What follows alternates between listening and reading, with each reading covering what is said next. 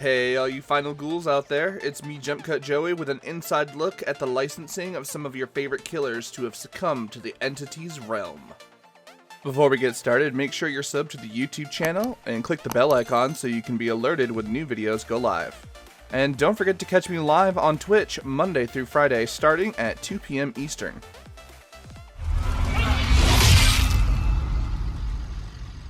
So it goes without saying that we're all huge fans of Dead by Daylight. Whether it's original or licensed material, we can't seem to get enough of it. We're halfway through our 6th year in the fog, and we still find ourselves asking some of the same questions. Will we ever get a Robert Englund Freddy Krueger cosmetic? Why isn't Leatherface called Bubba in-game? Where's Sidney Prescott? Hello, Sidney. Let's take a trip over to the archives and find out some of these answers for you. Let's get started. Killer number 1, Michael Myers.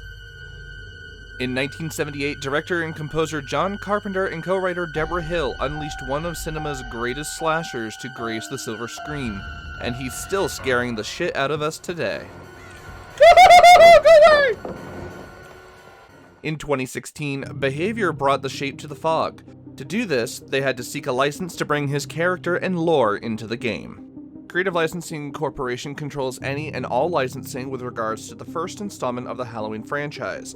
This allowed Behavior to include the shape, Laurie Strode, and the in-game map likeness of Haddonfield. However, the license provided by CLC only goes so far. Ever wonder why in-game Laurie doesn't exactly resemble our heroine and scream queen, Jamie Lee Curtis? That's because Jamie Lee's likeness is an entirely separate license. Since 1978, Jamie Lee has grown in popularity, and so has the cost of her likeness re-portrayed in any project. Oh, I'm like the Crypt Keeper! So the developers opted to go with inspiration of Laurie's character from the Halloween comic books instead and keep costs down. And for those of us wanting a 2018 Michael cosmetic, we'll have to wait and see if Blumhouse is willing to do business with Behavior or not. Killer number 2. Everyone's favorite basement camper, Leatherface.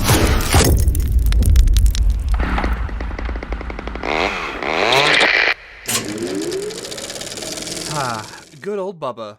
Admit it, he's loyal, he protects his family, he's dedicated. Wait, did I say Bubba? That's not his name. In-game anyways. That's right, everyone's favorite chainsaw dancing tantrum throwing killer is not named Bubba in the Texas Chainsaw Massacre DLC. Yet we call him Bubba in-game. Why? That's because the license of the Texas DLC does not extend to the other film installments outside the original release. In 1986, the direct sequel to the first film introduced his name for the first time, and under a new studio. And just like the Halloween license, the Cannibals licensing extends to the first film only. But don't fret, years after his initial release, he finally got some fancy new duds. What do you all think of his new cosmetics? Let me know in the comments below.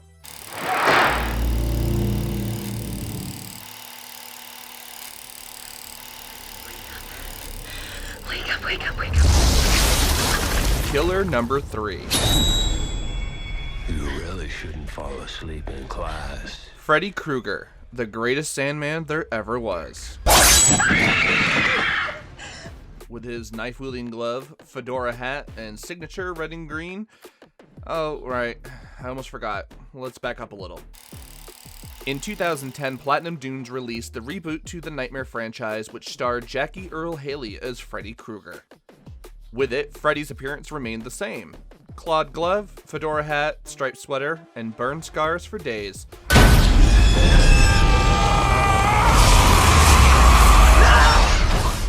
Goodbye Pizza Face, hello Naked Mole Rat? The original film franchise was released under New Line Cinema, and film rights were in the process of returning back to the hands of the estates of Freddy's creator. However, when Behavior opted to bring the nightmare to the fog, Warner Brothers, now owners of New Line Cinema, could only opt the Platinum Dunes production. Now I know what you're thinking. If Robert Englund's Freddy is under New Line, and Warner Brothers owns New Line, why couldn't we at least have his likeness as a cosmetic in-game? Welcome to Wonderland, Alice. Remember the issue we had with Jamie Lee's Laurie Strode? Well, the same principle applies here. Robert's likeness is expensive, and then you have to ask, which of his likenesses would we get? Even if he is the same character in the first 6 films and then a more demonic form in 1994's New Nightmare, each of these looks was under a different makeup artist and they all vary. Yes, licensing can get that specific, and it causes more red tape for the developer seeking it. Additionally, Robert's likeness as Freddy Krueger is based on the franchise started by Wes Craven, and at the time those rights were slowly in the process of reverting back to the Craven estate. But not all was lost. Because of a different makeup style that did not allude to Jackie's likeness in the reboot, the developers could use the same technique in character design without looking exactly like the film. This includes the iconic sweater.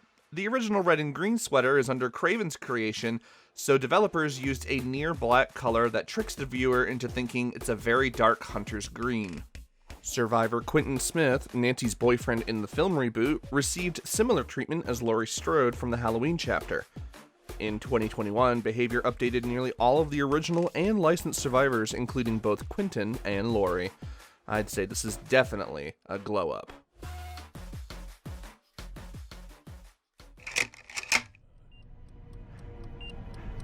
Killer number 4, the Pig.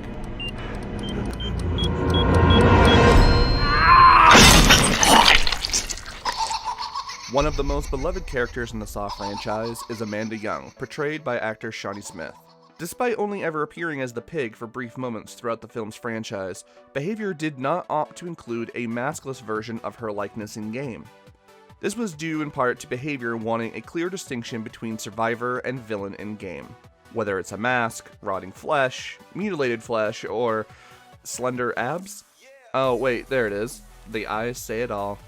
The Pig is portrayed in different costumes worn by various actors throughout the span of 9 films. With the growth and popularity of the Lionsgate franchise and the actors' likenesses not being necessary for a cosmetic license, we did eventually get Piggy an updated wardrobe.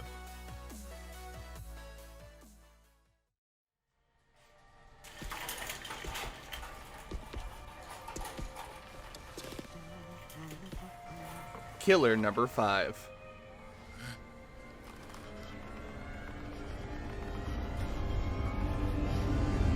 Ghostface. Revealed during the 3rd year anniversary event, Behavior announced that Ghostface would be coming to Dead by Daylight. But there was a catch. In the revealed trailer, we didn't get Sidney Prescott. In fact, we also didn't get a survivor for the chapter either.